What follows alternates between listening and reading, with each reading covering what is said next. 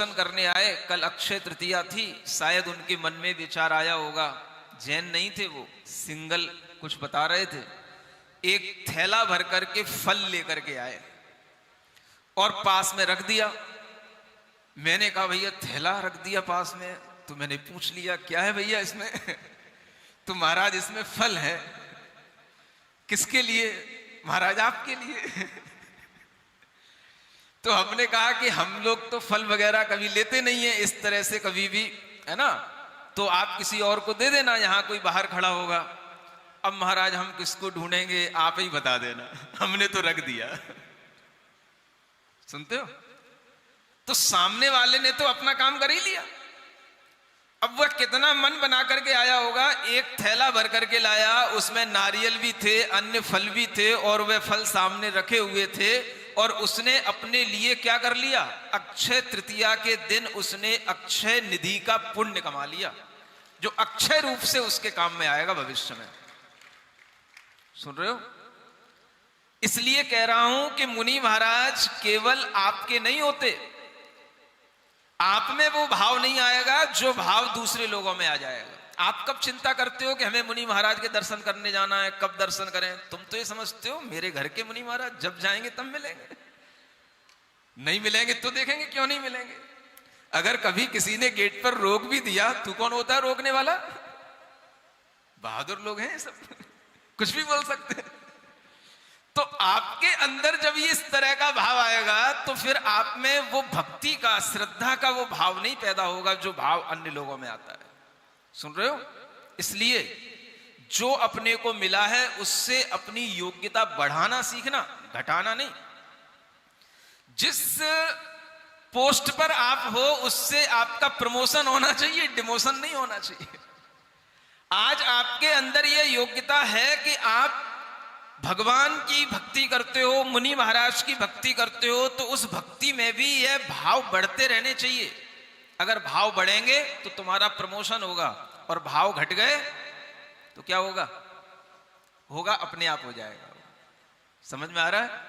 ये कितने बड़े भाव होते हैं जब कोई व्यक्ति अपने मन में, जिसका कोई परिचय भी नहीं है, और वो अपने आप आया, यहीं का था बहादुरगढ़ का, और वह अपना पूरा नाम बताया, मुझे नाम भी याद नहीं रहा, सिंगल नाम उसने लास्ट में निकनेम बताया था।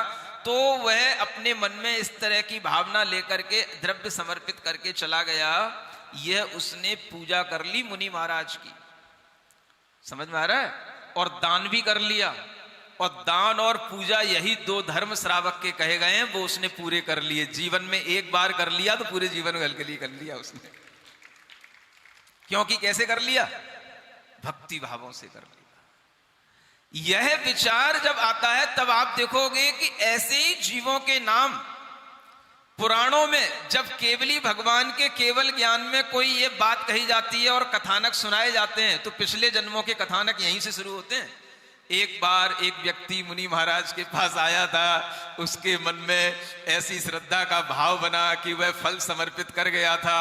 अगले जन्म में वही जीव इस नाम का सेठ बना, और फिर उसको मुनि महाराज के दर्शन हुए और उसे वैराग्य की प्राप्ति हुई, तो वह मुनि महाराज बन गया, और फिर उससे अपना आत्मकल्याण। पुराणों में ऐसी लिखी जाती हैं, यहीं से लिखी जाती हैं, अलग से कोई पुराण नहीं बनते। किस जीव का कल्याण कहां से शुरू होना होता है, किन भावों से होना होता है, वह हो जाता है, और इस तरह का कल्याण कोई भी जीव कर सकता है। इसलिए कहा गया है कि मुनि महाराज का विहार, प्रभु का विहार सम्यक दर्शन की वृद्धि के लिए होता है, सम्यक ज्ञान की वृद्धि के लिए होता है, सम्यक चारित्र की वृद्धि के लिए होता है। यही हमारे परमानेंट वैभव हैं। कौन से? सम्यक दर्शन, सम्यक ज्ञान और सम्यक चारित्र। आपके अंदर श्रद्धा पैदा हुई, ये आपका सम्यक दर्शन है।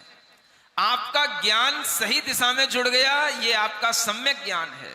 और आपके अंदर अच्छी आचरण की क्रिया आ गई, ये आपका सम्यक चारित्र है। और ये तीनों चीजें मुनि महाराज के विहार से संपन्न होती रहती हैं।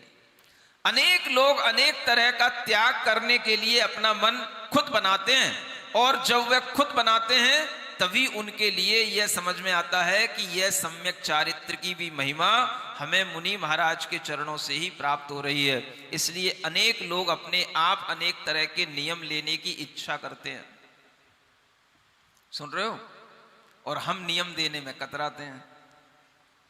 हम सोचते हैं हमें क्या करना है, खाओ पियो खेलो खाओ तुम लोग, हमें क्यों तुम परेशान कर रहे हो, और हम क्यों तुमको परेशान करें है?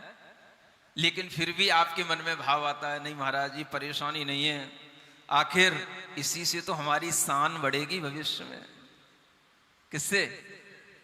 जब हम अच्छे नियमों के साथ अच्छे आचरण के साथ आगे बढ़ेंगे तभी हमारी आगे चल करके शान बढ़ेगी। और अभी की थोड़ी परेशानी अगर हम सहन भी कर लेंगे तो कोई बात नहीं, लेकिन वह आगामी परेशानियों से हमें बचा करके रखने वाला अगर कोई पुण्य कार्य होगा तो वो नियम के माध्यम से ही होगा। सुनते हो? इसलिए आज तो आपके लिए तब कल्याणक का दिन है, आज भी अच्छे मन से रहना, और कल ज्ञान कल्याणक का दिन है, कल भी अच्छे मन से रहना। ठीक है? परसों से तो मोक्ष हो ही जाएगा, भगवान का भी, हमारा भी, तुम्हारा भी। नहीं समझ में आया? मोक्ष